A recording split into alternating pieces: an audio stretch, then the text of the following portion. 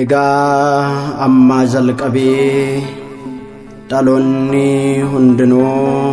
ayyaana qabeettii anaan jedhu.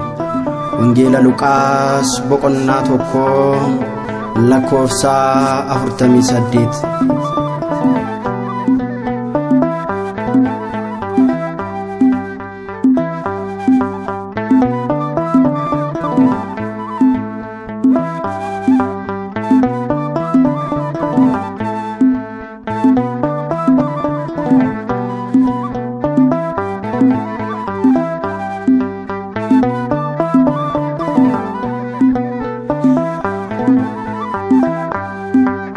Ayana kabetina gansifatau jenneti farfanna ulfinni zagau ayana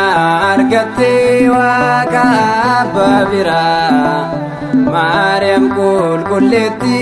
ada bara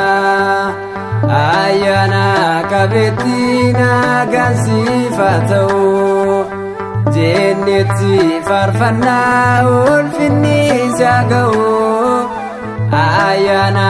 argatte waqa babira Maryam kulkulletti ada bara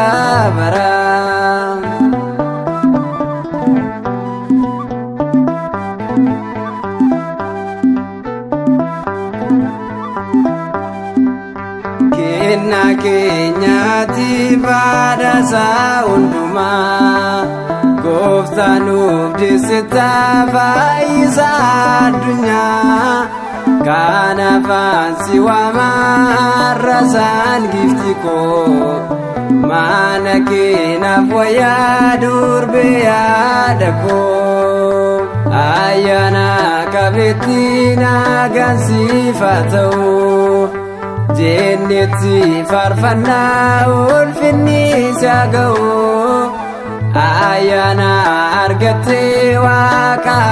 babira Maryam kulkulletti ada bara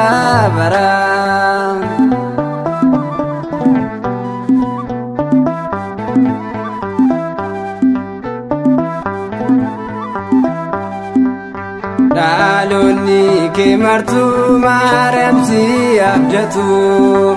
fayyina ilma keetis karaa keen argatu kan si warra si beelaaf deemuun argu gammachuun jiraata rakkinni sandanku ayyaana qabeettiin agarsiifatau jenneti farfanna ulfinni zagau ayana argatte waqa babira Maryam kulkulletti ada bara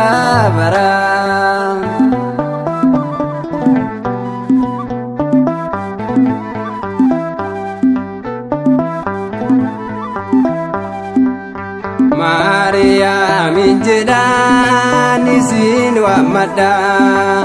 durbeesin qabadheen jabaadhee dhaabadha kottu kaaya gugeesin faarsaa maqaa kee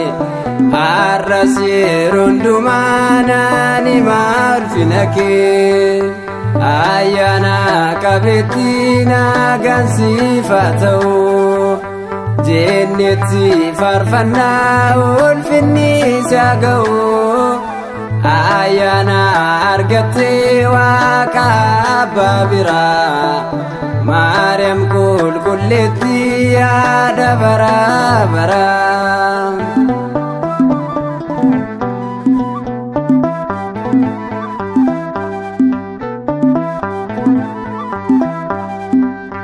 Kennanuuf taatetta karaa Yohaannisi ilma keet nuuf kenne Gooftaa Yesuusi haadha akka nuuf taatuuf ishee bara eebba kennuuf kottu yaada jaalala ayyaana qabeetti nagaan siif haa ta'u jennetti faarfannaa ulfinni isaa ga'u ayyaana argattee waaqa abbaa biraa Maariyaam qulqulleetti yaada baraa baraa ayyaana qabeetti nagaan siif haa ta'u jennetti faarfannaa ulfinni isaa ga'u ayyaana argattee waaqa abbaa biraa Maariyaam qulqulleetti yaada baraa baraa